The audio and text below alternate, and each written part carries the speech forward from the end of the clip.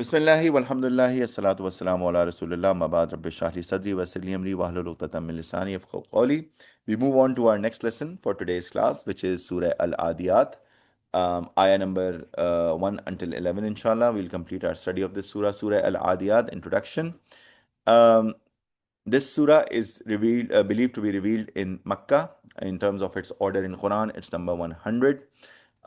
This is Allah SWT is promising by the fast running horses and swearing upon them to show us the urgency of how man is in loss, how much we show ingratitude.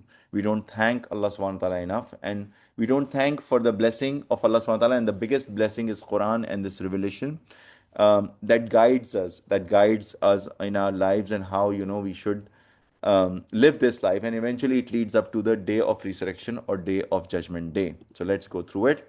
A'udhu billahi minash shaitanir rajim. I seek refuge in Allah subhanahu wa ta'ala from shaitan, the outcast, the cursed one. Bismillahir rahmanir rahim. In the name of Allah subhanahu wa ta'ala, the most gracious, the most merciful. Wal adiyati zabha. By the racers panting, like when the horses are running and they're almost panting, like doing like this, and they just keep on running. These strong racers, these strong horses. So Allah subhanahu wa ta'ala is swearing and promising upon them to show the urgency that is needed. Falmuriyati qadha. And the producers of striking sparks when they're running very fast, the impact that they create while they run, it's almost like screeching and sparking. When a car, when a car, if you drive it fast on low gears, and it goes like, it builds those screeches and it goes really fast. And in cars as well, we have studied it in one of our earlier lessons. It also has horsepower. So here the example is of horses. And the fal mughirati subha, and the chargers at the dawn. So these horses are running at the dawn time. فَأَثَرْنَا bihi naq'a, then raise thereby the dust as they run, and they're running fast. The dust is being raised, especially if they're doing it on the desert. فَوَسَطْنَا bihi jama'a, then they penetrate in the center thereby collectively. When, especially during wartime, when the horses used to penetrate the different lines of defense of the enemy. So Allah subhanahu wa ta'ala is promising by the racing stallions and the horses. And horses are one of the strongest animals created by Allah subhanahu wa ta'ala, and He has given us control for us to ride them. And when they're running very fast, the impact that they create, the dust that spills and everything, this is showing us the urgency of this message and the revelation from Allah subhanahu wa ta'ala on how important it is. So Allah subhanahu wa ta'ala is swearing upon that moment when the stallions are running very hard. Innal insana li rabbihi lakanud. Indeed, mankind to his Lord is surely ungrateful. We are all ungrateful. We don't thank Allah subhanahu wa ta'ala enough. We don't, and it starts with the belief in Allah subhanahu wa ta'ala. When you start believing in Allah subhanahu wa ta'ala, when you start to appreciate His signs, His blessings all around us, that's when we can be grateful to Allah subhanahu wa ta'ala and be content, and we can say Alhamdulillah over everything. However, majority of mankind is being ungrateful.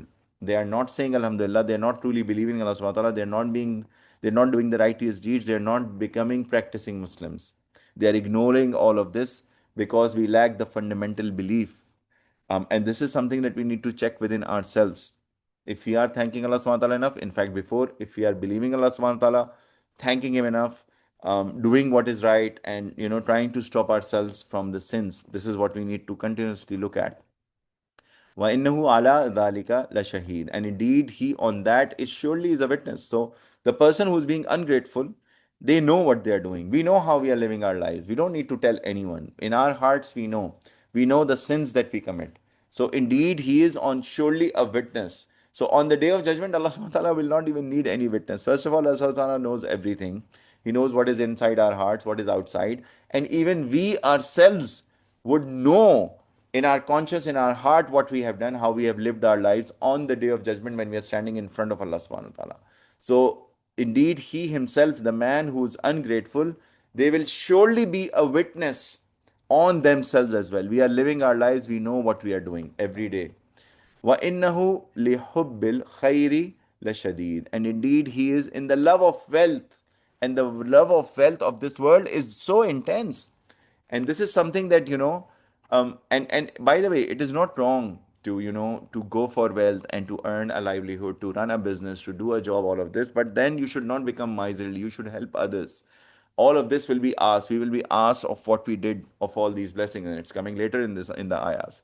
Afala ya'lamu iza bu'sira ma fil qubur. But does not he know when he will be scattered in what is in the graves? So in the previous surah we saw that the earth will spill out its burden, and the graves, and people will be coming out resurrected. Here it is saying the same, that as we are scattered in the graves, you see the graveyards, how the graves are scattered. So that on the day of judgment, all of those graves will be opening up, and peoples will be scattering and coming up in groups, and coming up and resurrected and getting resurrected by Allah subhanahu wa ta'ala. وَحُصِّلَ مَا فِي الصُّدُورِ. And it's made apparent what is in the breast. So everything will come out. All the information, everything that was hidden in the chest will come out, and then people will be held accountable. All the truth, the information will come out. Inna rabbahum bihim yawma izil khabir. Indeed, their Lord about them that day is surely all aware. Allah subhanahu wa ta'ala has all the absolute information that He needs to pass the judgment for us. So when we are standing in front of Allah subhanahu wa ta'ala on the day of judgment, we won't be able to hide, we won't be able to lie or cheat our way through or go to Jannah. There is no shortcut. So because there is, Allah subhanahu wa ta'ala knows everything that we are doing. This marks the end of this lesson.